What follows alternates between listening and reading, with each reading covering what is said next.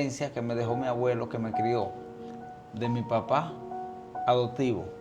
Cuando están en la discusión, era que mi abuelo decía que cuando él parte de este mundo me iba a dejar una pensión. Él cobró venganza hacia mi persona. Yo tenía 5 años de edad cuando él me echa en un hoyo de letrina. Santo eres, Señor Jesús. Cuando él me echa en el hoyo de letrina, yo duro 3 días. A mí fueron al cementerio, rompieron una tumba, fueron a los lagos preguntando.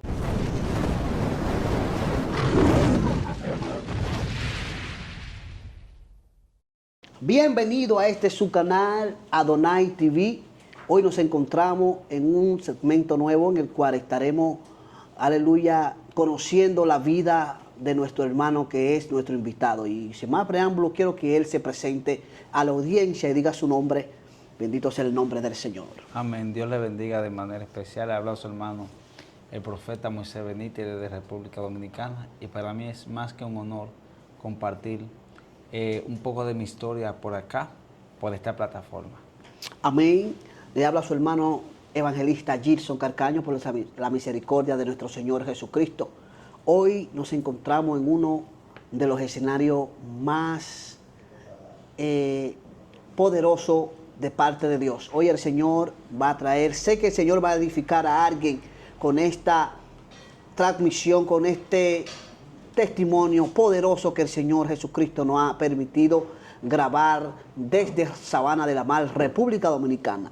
Y quiero que mi hermano Moisés Benítez me hable de su niñez. ¿De dónde viene Benítez? ¿Quién es Benítez? Alabado sea el Señor Jesucristo. Gloria a Dios, aleluya. Yo soy de la provincia de Bauruco, Neiva. Nací en un pueblo, nací en Neiva, bendito sea el Señor. Vengo de una familia disfuncional. Mi mamá y mi papá no estuvieron casados. Mi mamá y mi papá solamente fue un momento y de ahí vine yo. Amén. ¿Cómo surge todo esto? Mi mamá era una muchacha joven, mi papá también. Mi papá se enamoró de ella, según escuché. Y cuando se enamoraron, solamente se allegaron. Entonces mi mamá quedó embarazada de mí. Cuando ella quedó embarazada, mi mamá se casa con otra persona. Mi mamá estaba preñada reciente. Cuando ella estaba embarazada reciente, pasa algo. Pasa que ella no dijo nada en ese hogar, que ella estaba embarazada. Ya después del tiempo fue que mi mamá dice que yo no soy de esa familia. ¿Cómo conlleva esto? Esto conlleva en una discusión por una herencia que me dejó mi abuelo, que me crió, de mi papá adoptivo. Cuando están en la discusión, era que mi abuelo decía que cuando él parte de este mundo me iba a dejar una pensión.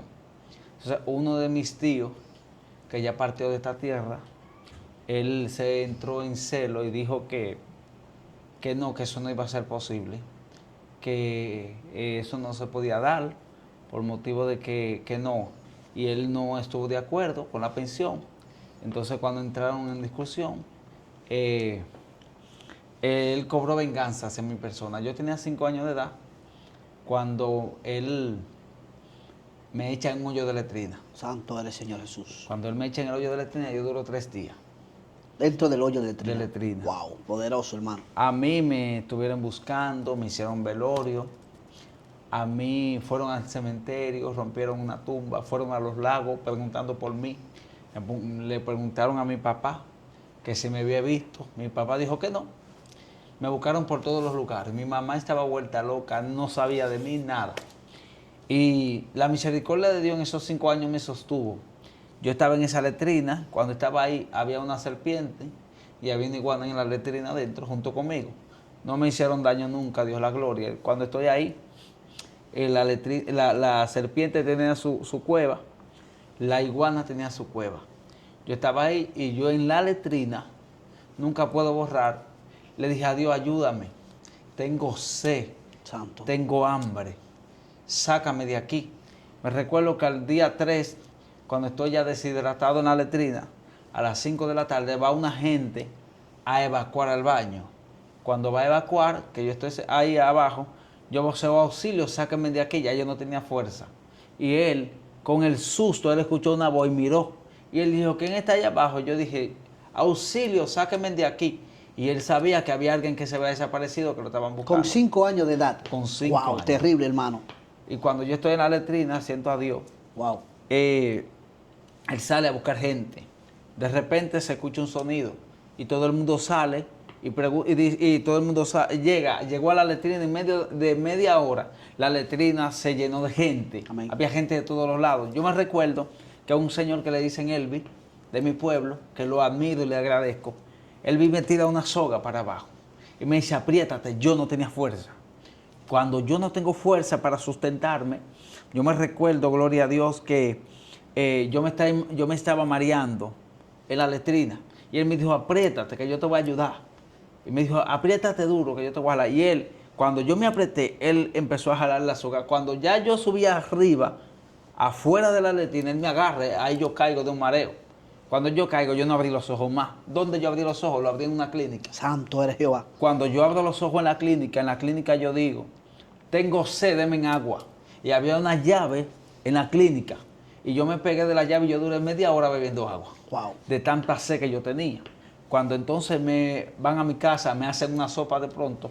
Cuando me dan la sopa, que me la dan, mi mamá dice que yo la sopa me la bebí de rápido, porque era que estaba nervioso, no podía. Entonces, luego me llevan a mi casa, donde surge mucha mala infancia que tuve yo. A mí, después de ahí, todo eso pasa. Mi tío y mi mamá entran en un resentimiento. Escuche bien, hermano que me escucha, que tenga sus hijos, escuche este testimonio, amén. Entonces, mi mamá, mi tío, entran en resentimiento y ya entran en un conflicto familiar. O sea, mi mamá y él no se hablaban desde ahí, porque él me preguntaron, ¿quién te echó en la letrina? Y yo dije, me echó fulano de tal. Fulano me echó. Amén. Y cuando yo hablé, ellos pagaron a la policía y a él no nos metieron preso. Resulta que cuando ya pasa todo, bueno, yo me crié en la familia, pero usted sabe que cuando usted no es ya natal de una familia, a veces no todo el mundo te da el mismo afecto paterno, no todo el mundo te da la misma, te da el mismo calor de padre, de madre. Entonces yo me venía criándome con un afecto que me faltaba. Mi abuelo, cuando ya yo tengo a la edad de, yo tenía 2 años, mi abuelo muere. Cuando mi abuelo muere, pues mi mamá y mi papá hay que quedar con el conflicto de la pensión. La pensión era mía, mi abuelo me la dejó, mi mamá la cobraba. Entonces resulta que pasó un inconveniente y mi mamá le quitaron la pensión. Cuando le quitan la pensión, resulta que mi abuelo siempre decía que él no me quería dejar desamparado, porque él decía que yo iba a pasar mucho trabajo. Él decía, yo no quiero dejarlo así, porque si lo dejo así, yo sé que va a pasar mucho trabajo. Mi abuelo, cuando yo venía creciendo, en una ocasión, a mí me pasó algo impactante, que esto también fue una de mis marcas que yo tuve en mi niñez. Un trauma. Sí. A mí me recuerdo una vez que mi mamá me manda a comprar una sopita al colmado. Me dice, mira para arriba y mira para abajo. Yo estaba un poquito muy adolescente. Y yo miré hacia arriba y miré hacia abajo. Yo era un niño. Y cuando yo miré, a mí me chocó un motor. Cuando me chocó un motor, el hombre venía borracho, que había amanecido un bar en otro pueblo. Cuando él me da, que me impacta con el golpe, yo doy vuelta en una cuneta. Yo tenía 9 años. Y yo más nunca abrí los ojos. Para todo el mundo, yo morí. Luego que me llevan al hospital, en el hospital es que yo reacciono. Me llevan al Darío Contreras. Cuando me llevan al Darío Contreras, en el Darío, yo duro 3 meses. Me inyezan de las 2 piernas, me dejan un hoyito para evacuar y un hoyito para orinar. Entonces, cuando yo estoy ahí, en ese momento, yo pasé uno de mis traumas. Mi mamá, estando inyesado, me daba golpe, me daba con palo, me daba con alambre de púa. Wow. Mi mamá me daba con alambre de luz. Santo. Mi mamá me daba durísimo porque mi mamá me decía, siempre ella me hacía una reclamación, me decía, yo no te ando buscando, ¿por qué naciste? Y eran palabras que tú estando un niño, son palabras que te afectan internamente. Sí, luego de ahí, ya que me quito el yeso del carro, al mes, yo voy cruzando la calle y me choca un motor. Cuando me choca un motor, luego de ahí, me enyesaron la otra pierna al mes y medio. Entonces, yo viví tuve muchas marcas en mi niñez. Amén. Una de ellas también fue que mi madre, en una ocasión, me mandó a un mandado. Yo no quise ir. No, se había ido la luz. Cuando se va la luz, mi mamá agarró y me tiró de una pared alta, al otro lado de la pared. Santo. Me dijo, muérete, que tú haces vivo. Me mandó a comprar una vela y el dinero se me perdió. Era tarde de la noche, eran como las 10 de la noche. Y viví muchas marcas en mi niñez que a veces la gente ve a uno de pies y a veces la gente no sabe por el cual y el propósito Dios te tiene vivo. Amén. Y una de las cualidades, Giso, que el Señor, me recuerdo que estando niño había una señora que ya murió, que se murió cristiana, y me decía siempre estando niño, me dijo, ese niño, Dios tiene algo con él. Ese niño, Dios tiene algo grande con ese niño. Dios va a hacer algo con ese niño. Decía ella, no era cristiana, ella practicaba la santería. Pero decía, ese niño nació para algo en la tierra, porque a ese niño le pasan tantas cosas y ese niño está vivo todavía. Si ese niño está vivo, es para algo. Y me recuerdo una vez que en una ocasión había un señor a 2 casas de donde yo vivía que decía que Dios, él siempre decía, ese muchacho, algo tiene que hacer Dios con él. Porque ese muchacho ha pasado muchos trabajos desde que nació. Y él decía, tanto trabajo que pasó ese niño. Y tú sabes que uno se convierte al cristianismo a veces no pensando ciertas cualidades. Yo sí visitaba la iglesia, pero yo me crié más en el catolicismo. Ahí vamos a llegar ahora. Okay. Ahora yo quiero que tú me hables de tu adolescencia, Sí, cómo tú Espera. llegaste a... Ok, yo iba a la iglesia católica. Sí. Ok, entonces, ¿cómo yo llegué al cristianismo? ¿Qué me pasó? ¿Qué me aconteció? Me aconteció que yo visitaba una casa frente a donde yo vivía. Me crié debajo de esa gente, éramos frentes. Entonces había un joven de esa casa que todos los días me impulsaba y me decía que le hiciera sexo oral. Cuando él me dice que le haga sexo oral, ¿A la edad de qué? ¿A la edad de? 8 años. 8 años. Escuchen bien. Cuando yo tenía Padres. 8 años, cuando en ese momento, ese joven, si yo no quería hacérselo, me daba golpe y me amenazaba con matarme. Yo no decía nada, porque yo era un niño, adolescente, yo vivía con miedo. Eso yo nunca lo hablé. Yo siempre viví como con ese miedo tan, siempre callado. Y él siempre me decía, si te pones a hablar te mato. Y siempre, cada vez que él me insistía, siempre me llevaba a un lugar y siempre llevaba un cuchillo o un puñal, como manipulando mi mente. Yo estando inocente no sabía lo que iba a hacer. Sí, claro. Entonces resulta que después, ya a la edad de 12 años, el hombre me viola. A la edad de 12 años. 12 años. Wow. Me recuerdo que esa vez yo boté sangre por mi parte. Santo. Y boté mucha sangre. Y me agarró y me tapó la boca. Y él me decía, si tú hablas te mato. Entonces de ahí yo, ¿qué te digo? Yo no adquirí otra cosa más que eso, siempre callado. Ve, cuando llega un momento que ya a la edad de 16 años, a la edad de los 13 años, ya me estaba como amanerando demasiado y me veía extraño de una forma rara, pero nunca confesé lo interno, de dónde provenía. O sea, que tú no sentiste eso desde niño, esa atracción No, por los hombres. no. Después de la violación fue que Sí, vino eso. después que me violaron. Wow. Entonces, Profundo. La gente me decía siempre, ese muchacho va a ser homosexual. Mira cómo camina. Pero la gente, yo no hablé nunca lo que me pasó. Yo nunca compartí lo que surgió en mi vida, Sí. en mi pasado, ni en mi niñez. Wow. Luego de ahí, ya cuando yo, desde los 12 a los 16 años, una amiga mía me trae acá a la capital. Y yo te voy a ser sincero, ya yo estaba en la edad de la adolescencia. Sí. Ella me preguntó algo y me dijo, yo quiero hacerte una pregunta, a mí y a ti. ¿Tú has estado con personas de tu mismo sexo? Yo le dije, sí, muchas veces. Le dije yo. Pero con una sola, yo le dije, no, yo he estado con varias, es verdad. Ya yo había estado con varias internamente, nunca hablé con nadie. Nunca hablé nada, porque ya yo, eso fue lo que... O sea, normal para ti. Ya sí, esa fue la práctica que yo tuve. Eso fue lo que yo aprendí. Bueno, resulta que ella me dice, pero ¿con quién? Dime. Y ella vio que a mí se me aguan los ojos y yo me puse a llorar. Me dice, ¿por qué tú lloras? ¿Por qué? ¿Qué pasa? Entonces yo le dije a ella, no, fue que a mí me violaron. Me pasó esto y esto. Y ahí ella buscó una psicóloga para que la psicóloga me dé como un consejo. Me recuerdo que ese día yo llegué a una casa con ella, a la capital. Yo no había ido a la capital así nunca.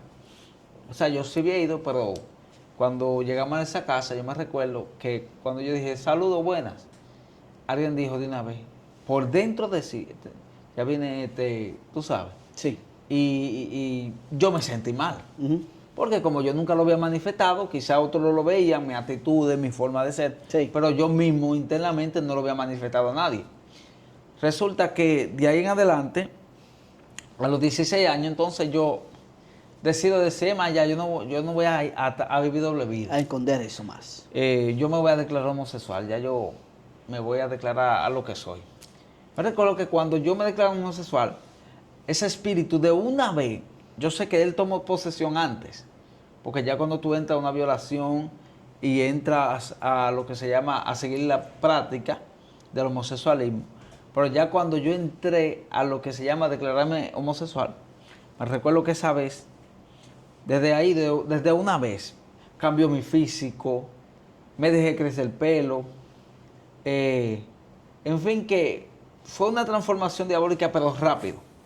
De repente ese espíritu entró, ese espíritu tomó posesión de mi cara, sí, y yo parecía una mujer, parecía una niña, parecía una mujer, porque todo mi físico, todo cambió. Pero, ¿qué pasa? Yo me sentía vacío. Yo viví una homosexualidad vacía. ¿Por qué? ¿Por qué te lo digo? Porque mucha gente dice, no, que yo nací así.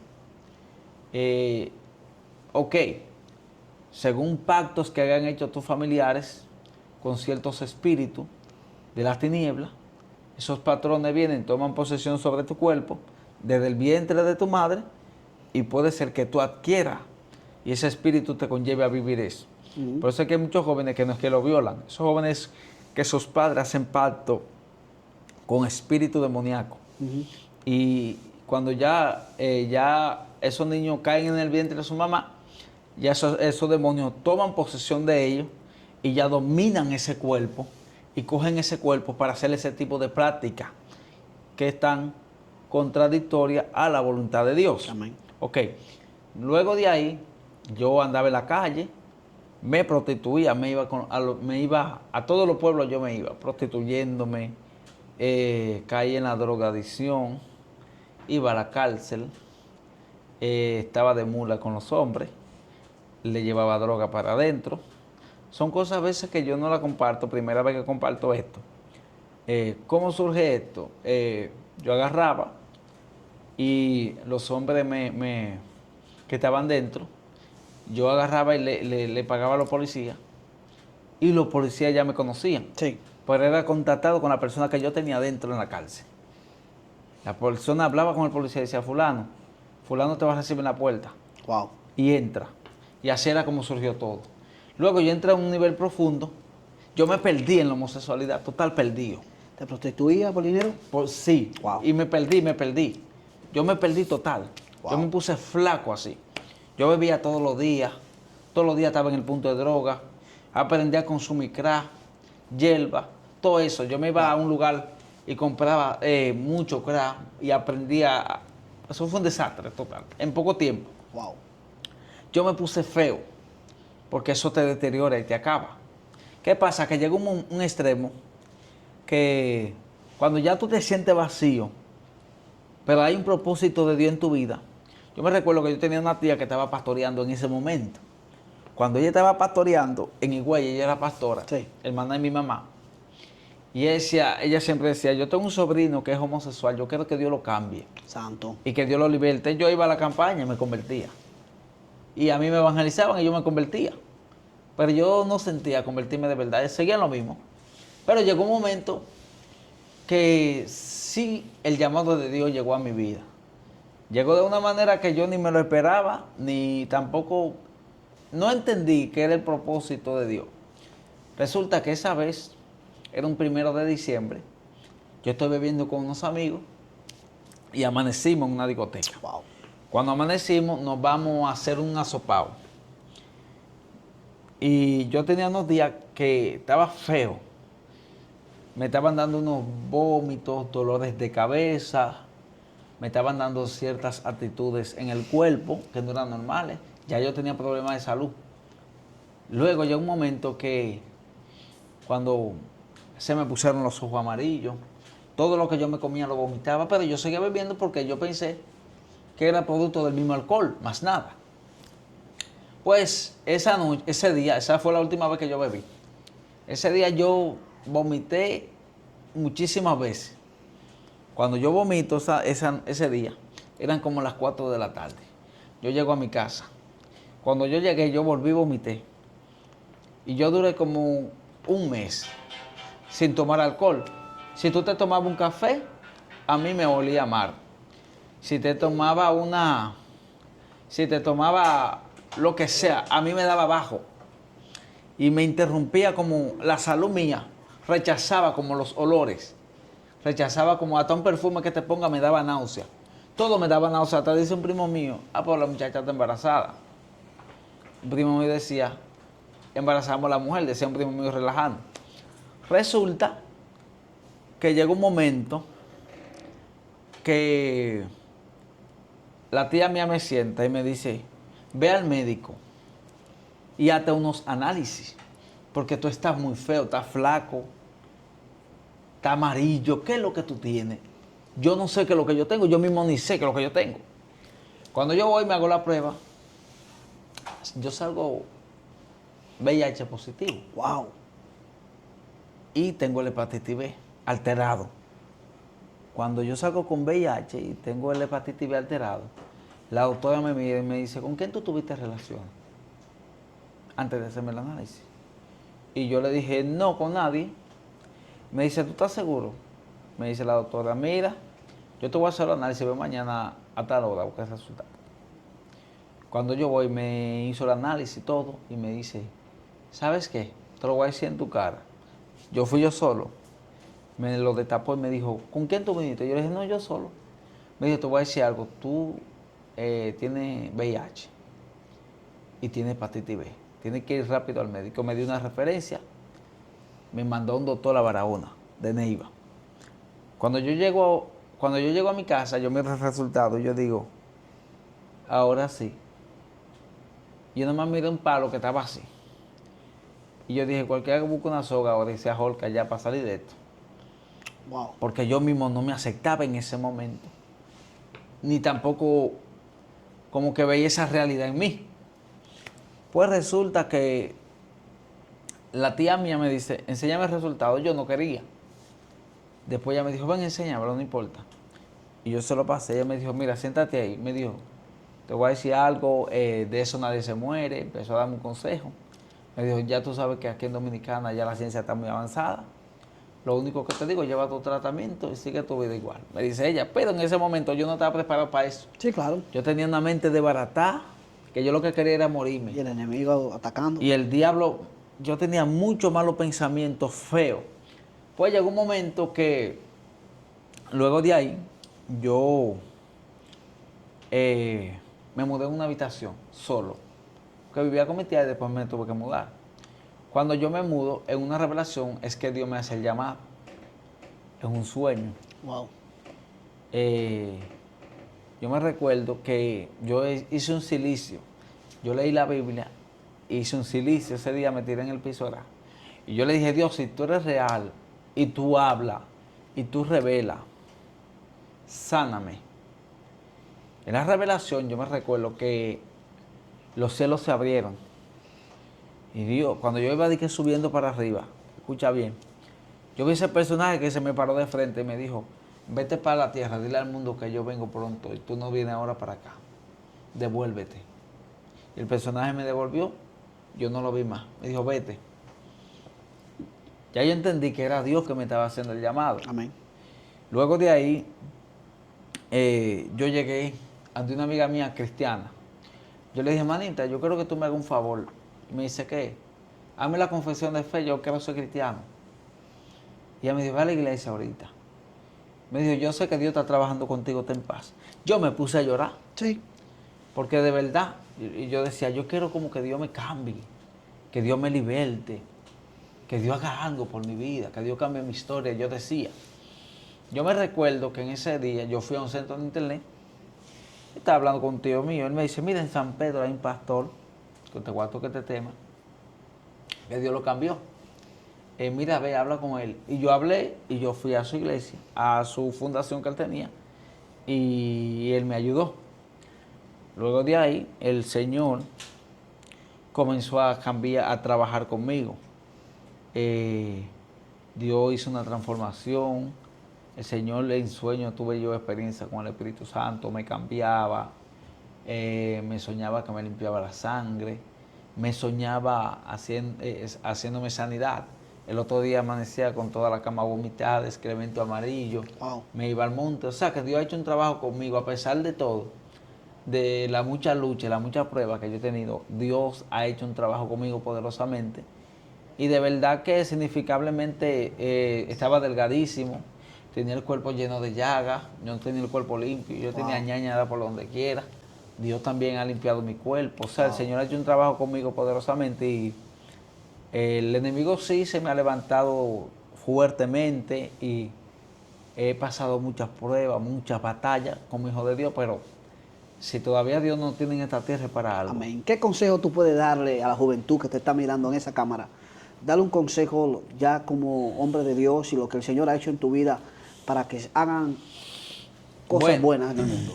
Dale un consejo a esa Yo le juventud. aconsejo a esta generación que se está levantando ahora, que entiende y cree que está acabando con el mundo y que está acabando con la calle y cree que la vida es una sola y que hay que llevarla a prisa. Amén.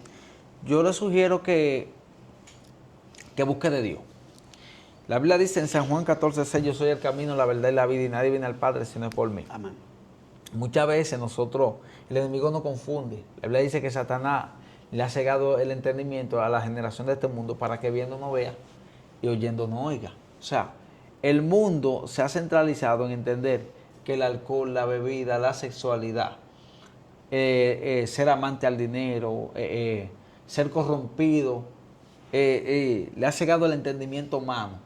Y la persona no está viendo que su alma lo que lo está llevando a una perdición eterna. Santo eres. Entonces, en el momento que el hombre no se arrepiente y deja todas estas prácticas del pasado y se convierte a Dios, nunca va a haber resultado en su vida. Hay gente, Giso, que quizás tú lo ves en ciertas condiciones y Dios no va esperando que ellos den el paso de la fe.